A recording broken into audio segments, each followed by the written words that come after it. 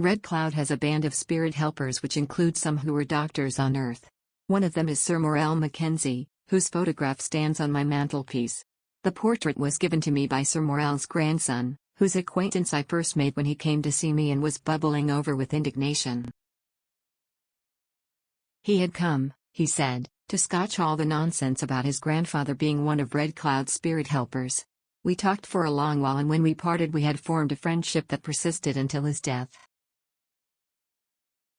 Through my mediumship, Red Cloud and Sir Morell Mackenzie performed a remarkable operation on a young woman, a nurse, who came for healing. She had had an accident at an earlier date and now complained of pain in her spine which obstinately refused to yield to medical treatment. Sitting with me in the circle were several psychic healers. Also present was a doctor who was inquiring into this form of healing. We placed the patient on a table and Red Cloud diagnosed that the pain was caused by a splinter of bone. Acting through me while I was in deep trance, Red Cloud first sent the nurse to sleep by placing my hand on her head. She became unconscious almost immediately. No form of hypnotism or autosuggestion was used.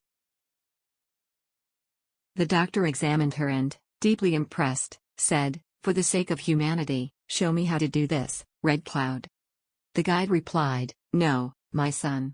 Such power can take life as readily as it saves it, leaving no trance of how death occurred. In the hands of the wicked it would be an evil thing. For this reason I will not show you." Through my hands he began gently to massage the woman's back until there appeared in my right hand a small piece of bone. This, Red Cloud told the group, was the cause of pain. The doctor almost snatched it from my hand in his eagerness to examine it. Then, after a quick scrutiny of the bone chip, he turned to the patient and made a careful search of her spine for some trace of scar or puncture through which the bone could have passed. There was none. A few minutes later the nurse regained consciousness. She sat up and bent experimentally first in one direction, then in another. The pain had completely disappeared. It is now more than 20 years since this happened. I saw the nurse again about 2 years afterwards, and she told me the pain had never returned.